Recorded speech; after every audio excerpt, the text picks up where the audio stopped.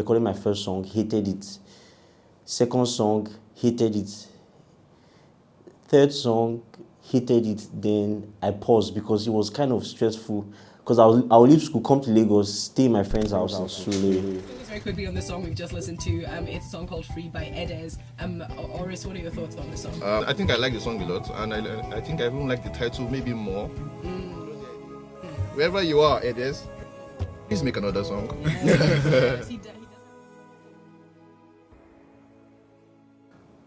Okay, that's pretty long.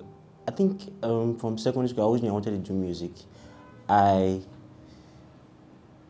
Because it came to me naturally, I just could sing, so that's what I wanted to do.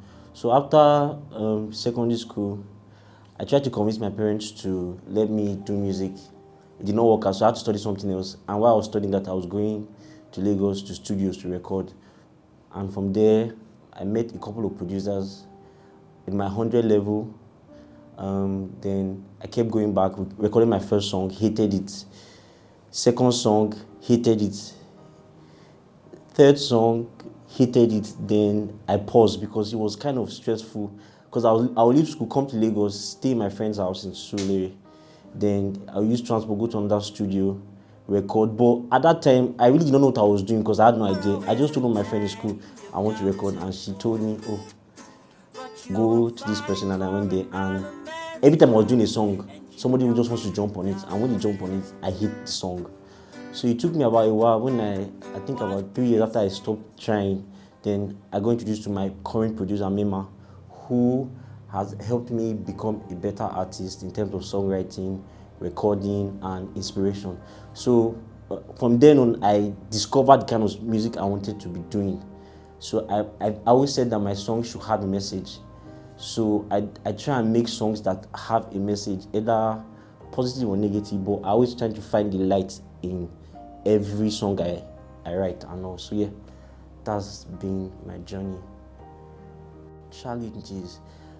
I think being Nigerian, because with Nigeria you have to be a certain kind of way for them to like you, and it's kind of too much pressure because you end up chasing things that don't really matter because you're trying to prove a point to people that end up don't really mattering in your journey at all.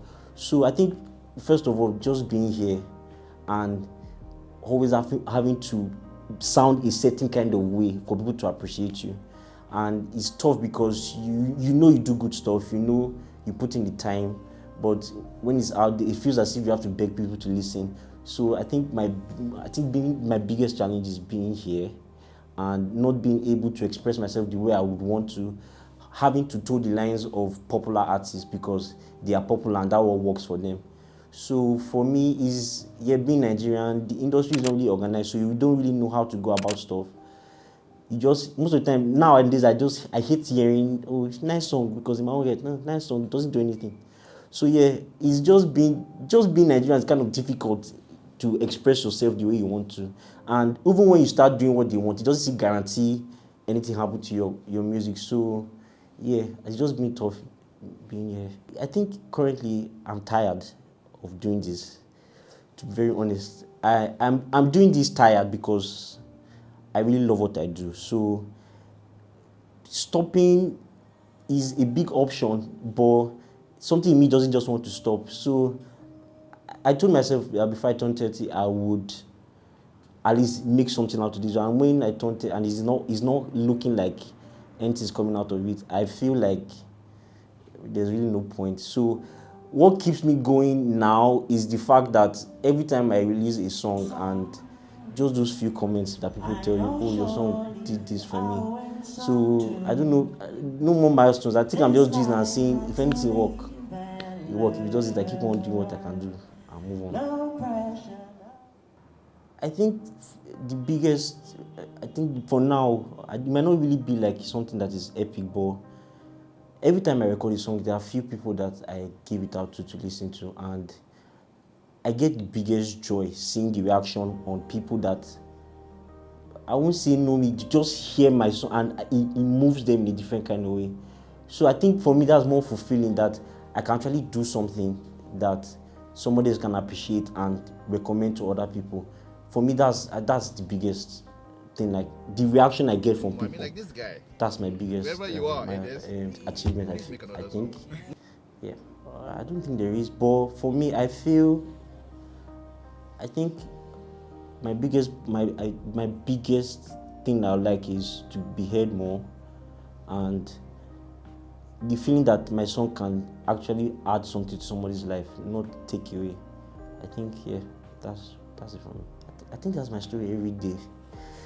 I wake up some days and wonder, why did I do this thing? What kind of career is this?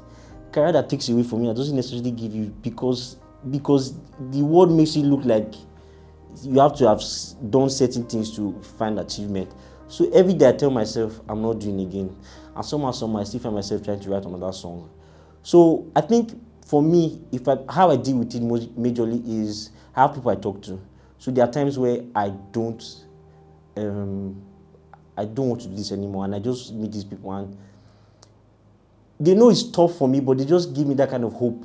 I think talking to people about it, because it's frustrating doing this thing every year, hoping that something epic comes out of it and nothing does, and you keep on doing over and over again. But I don't know, they are just close friends that keep me going, and they tell me, it's never too late. So I think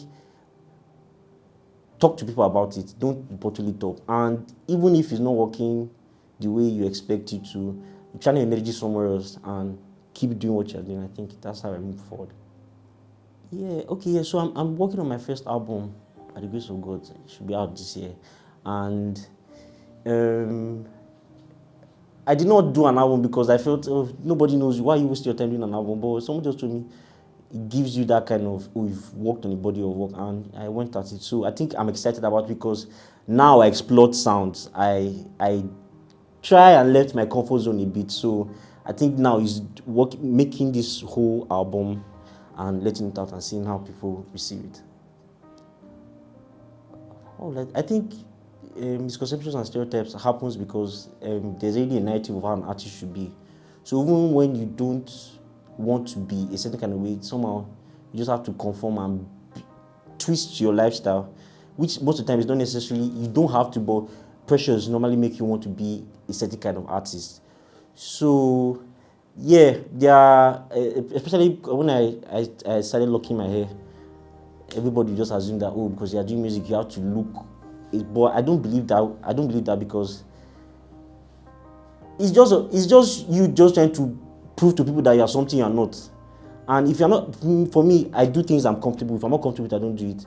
So I don't listen to stereotypes. I don't say, because you're an artist, you have to do this, you have to do this. If you like it, do it. If you don't like it, don't do it.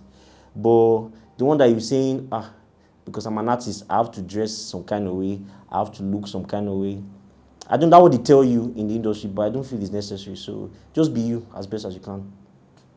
Should I be honest? I would tell myself, do music, but don't put all your all in it initially. I don't know, explore life more than chasing one dream. I think that's one thing I would have loved to have done more, because all my life was music. I don't think anything else. It was music. So I feel live more and explore life more, even when you find your passion. Thank you very so much. much. No. Very honest. Yes. Interview. That's the key. Okay.